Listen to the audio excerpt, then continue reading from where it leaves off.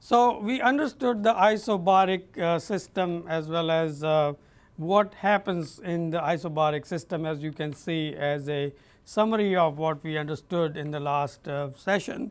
We start with the work done is equal to minus P dV, and if you look at this figure on the right hand side on your slide, you can see that is going from point 1 to point 2. It is an expansion process between two isotherms T 1 and T 2.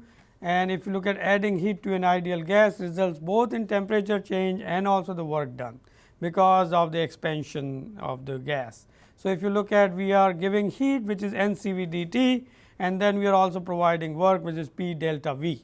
If you look at that, and then of course, the Q, because it is an isobaric system. So, the total heat that is supplied to the system is equivalent to number of moles multiplied by Cp, which is specific heat on constant pressure, multiplied by delta T, which is coming from T 1 to T 2, is equal to the system changes, which has two parts, heat which is on constant volume NCV dt, and then the expansion that happens subsequent to the heat given to the system, which is P dV. And once you take out all the common factors out, then you are left with the relationship between Cp, which is specific heat on constant pressure, Cv, which is specific heat in constant volume, plus R, which is the universal gas constant.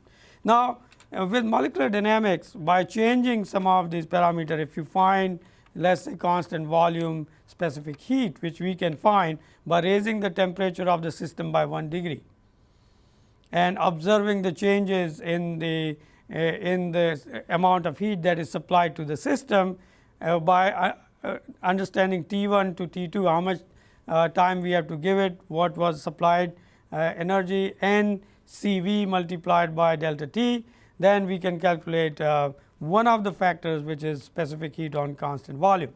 If you know that, then we can immediately use universal constant to calculate Cp. Now, enough said on this. Now, let us go to the last process of this 4 process system in thermodynamics, which we call adiabatic process. Sometimes also called isentropic process. Then adiabatic shows that the pressure drop more than isotherm process. So, again in this case we are doing the work on the gas between T 1 and T 2, but if you look at it is going extremely fast process and no heat is added or subtracted when we are going from isotherm to another one.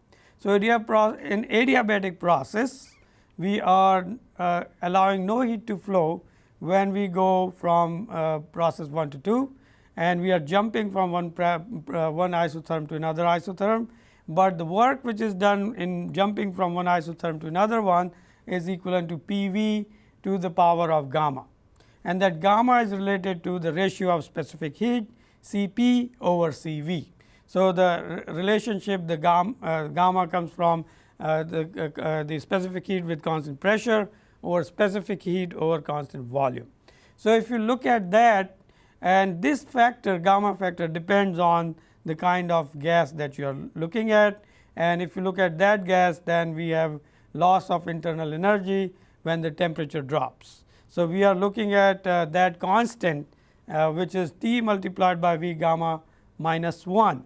So, that becomes a constant factor, and this is consistent with some of the laws that we have understood, but this is an adiabatic process, and this is where we are able to now understand 4 distinctive processes of thermodynamics. And in the molecular dynamics simulation that will follow this, an example of that, you will see all that. But now, let us review these 4 processes. One is isothermal, where we are keeping the temperature constant, work is being done, and you can see that Q in this case is minus W. So, we are also keeping track of the first law of thermodynamics and how it works for each process, and that will also connect back with the kind of ensembles that you are going to set up.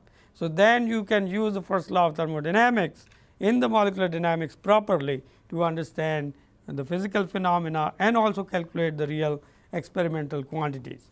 So, now if you look at here, we can also connect these parameters with the ideal gas law, because we are dealing with the ideal gases, and as you know in molecular dynamics the simulation of argon, krypton, xenon, which are the ideal gases, is very powerful, very simple to do, with small number of atoms that we have to do. So, now let me stop here, and we are going to now turn to a molecular dynamic VMDL experiment, where we want to go through all 4 processes and see if we can look at what happens to the atoms as they go through these 4 different processes.